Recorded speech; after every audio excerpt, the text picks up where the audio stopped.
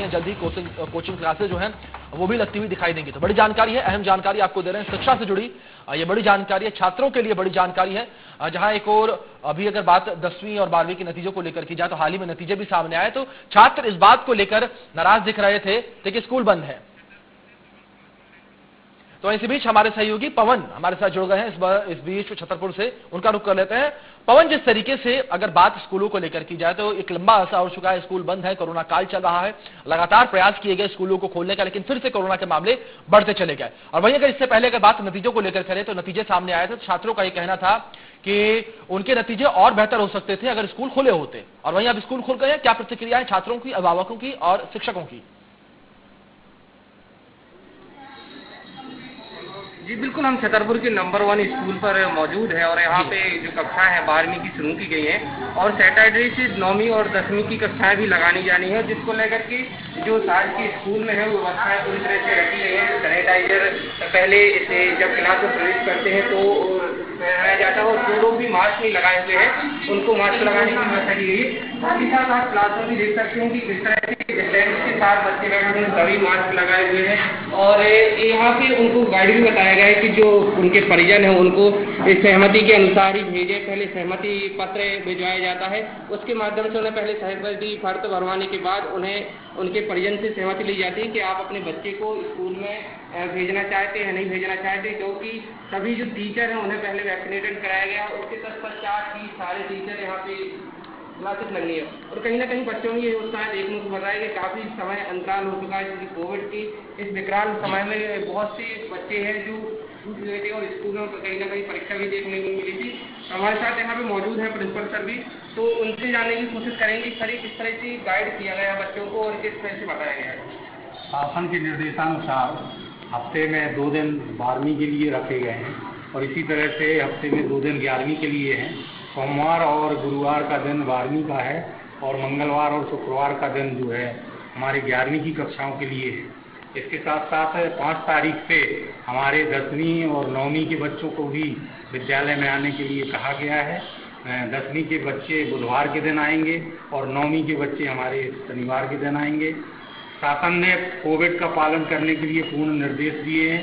सभी हमारे जो कर्मचारी हैं, शिक्षक हैं, वो पूरी तरह से 100% यहाँ उपस्थित रहेंगे और उनको पूर्व से ही वैक्सीनेटेड कराया जा चुका है, वैक्सीन की डोज उनको मिल चुकी है।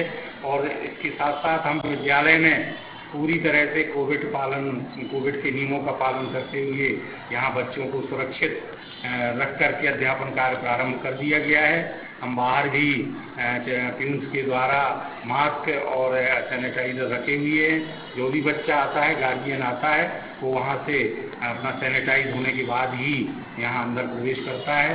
साथ ही स्कूल के द्वारा जो सहमति पत्र दिया गया है सर, उसमें परिजनों की क्या गाइडेंस की जो क्या अभी सहमति के बिना कक्षा में बैठाने की अनुमति नहीं दी गई है, लेकिन फिर भी अभी कुछ बच्चे बिना सहमति के आए हैं। गार्जियंस के अंदर थोड़ा सा डर है, भय है कि हमारा बच्चा वहाँ विद्यालय जाकर के किस तरह से सुरक्षित रहेगा या नहीं रहेगा।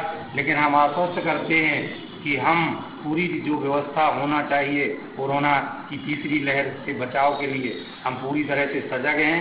बच्चों के प्रति, अपने शिक्षकों के प्रति हम पूरा प्रावधान किए हुए हैं। उसी के तहत यहाँ विद्यालय संचालित हो रहा है। जी, और सर जो बच्चे की क्लासेस वगैरह हैं तो उसमें कितने बच्चे आने की लिमिट रखी गई है, क्योंकि ज़्यादातर कितने बच्चे रहते हैं क्लास? हाँ, बच्चों के लिए 50% उपस्थिति कही गई है शासन के द्वारा।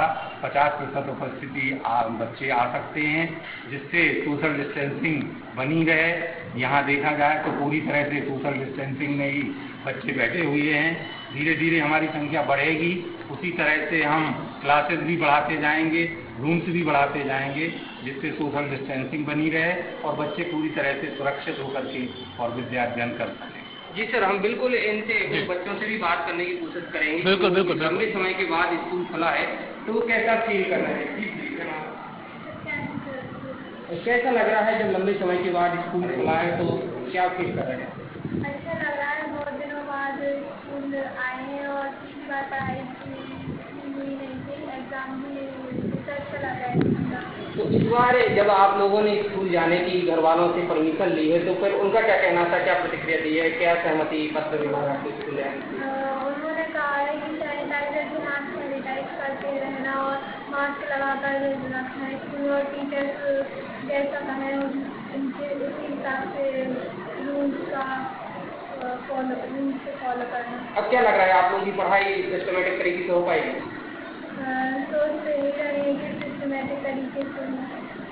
जी बिल्कुल, यहाँ पे सर छात्रों का भी यही कहना है कि जो लंबे समय के बाद अब स्कूल खुले हैं तो हम लोगों को पढ़ने में भी आसानी होगी, क्योंकि ऑनलाइन तरीके से पढ़ तो पाते हैं लेकिन उतना बेहतर नहीं हो पाता है।